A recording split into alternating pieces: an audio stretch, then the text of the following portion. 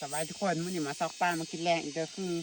มื้อนี้บ่ได้ทันได้ถ่ายคลิปอหย่างให้ทุกคนเบิ่งเลยเนื่องจากว่ามื้อเสาร์มันจอยอันบ่สบายนะก็เลยต้องไปห้องหมอไปฉีดยาแล้วก็ใส่น้ำเกลือแล้วก็ตอนนี้หายดีแล้วก็คือมาลงหนองเอาปลากินแรงเบิ่งหนองมาทุกคนน้ำเขียวน้ำเขียวไว้อย่างเด้อันมันน้ำบ่ไหลแล้วอีกอย่างตัวควายลงอาบซุมื้อแล้วตัวควายขี่ใส่น้ำก็เลยเขียวมันที่ว่ามันแหนี่มันจะเป็นเท่าไรนอเอาไหมนี่ออกมาแสงเอามาเสือแล้วจะออกมันคืนแล้วฮันปันนั้นเจ้าวันนั้นนี่มาปลูกแล้วพัดคุ้งตัวควางเหให้จิบรีควางเลย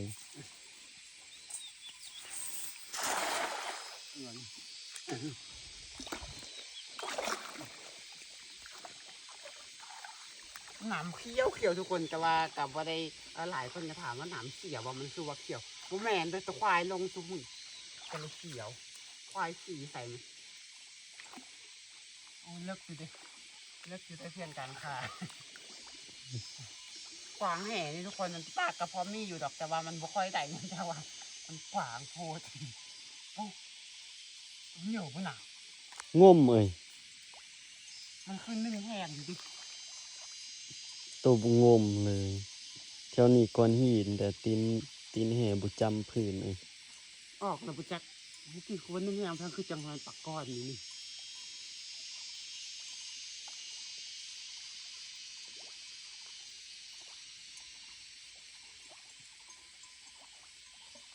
เอาไอ้ดิโอ้กำนิ่งอยู่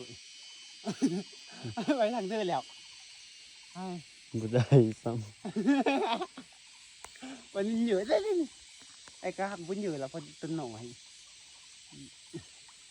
จับขึ้นมาสปอย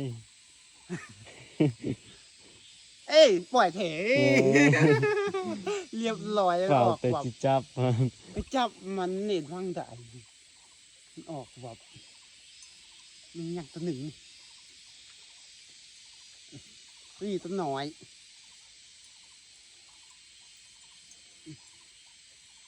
ตัวหน่อยแล้วตัวนี้เมื่อกี้ตัวเยอะตัวเยอะพัดปล่อยเอาตัวน้อยใช่เก็บใส่คู่ไปมาแล้วตัวนึงไม่แล้วเอ้ยตัวอยู่โอ๊ยเอ้ยหนังมันหนังอะแบบอุ้ยปล่อยเมื่อโอ้ตัวทางนอกออกตัวยังตัวทางเนอไอ้ตัวทางเนอใส่ตัวทางนอกตัวอยู่ไอ้ปล่อยแต่ตัวหน่อยหน่อยจังตัวอยู่ปล่อยลุดมืออีกแล้วสงสัยสิบ่ได้กินนี่อีกแล้วนี่ก็ตัวน้อย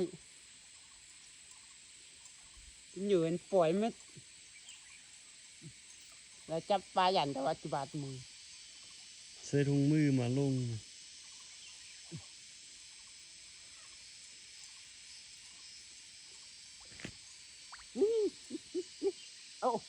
โอ้เจ็บเอง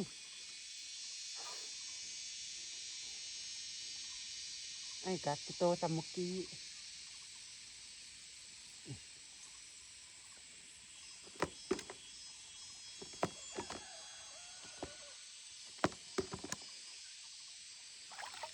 แพงเนาะ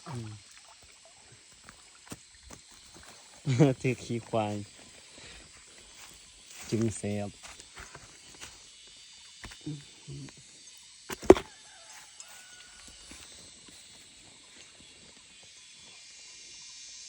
ได้มาซองเต็ม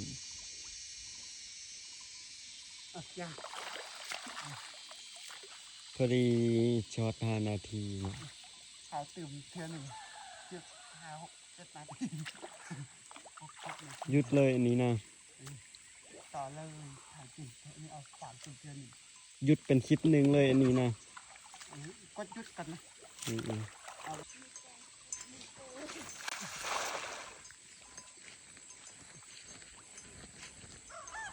หนำจะเหม็น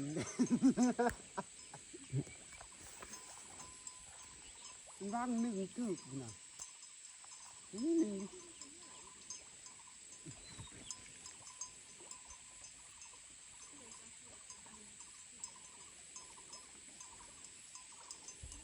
น้ำบวกควาย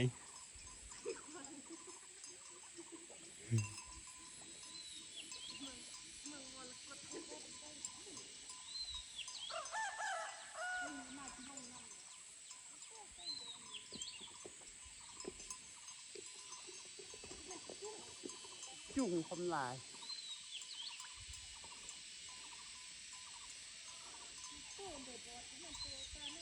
ก็หน่อยจุ่งจุ่งพอบ่อยนะหนึ่งดักนะวางจุ่ง แค่สอนขวางแถวเข้มนะ จ้อยบ่อย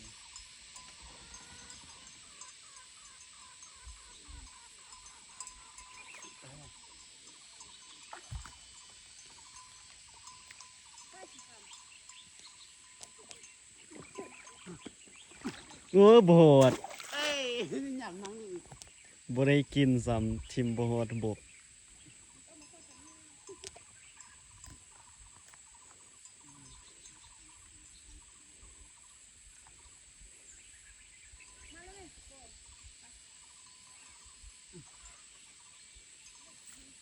ตัวนี้ตัวที่สองทิมบ่ฮอดอีกนี่บ่ฮอดบ่ต้องกินข้าวเด้อจอย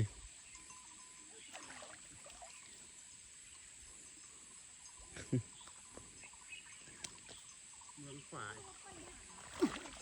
ว้าย เกือบหมด เกือบบ่ได้กินข้าวแท้ตัวที่สาม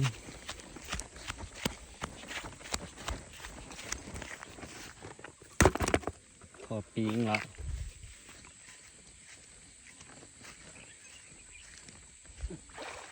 แล้วตอนนี้ก็คือได้มาเรียบร้อยแล้วสปาทุกคนไหนมาทำในจะเป็นอย่างกินแกงกินอาจจะดีบอกแกงกินแรงว่ะ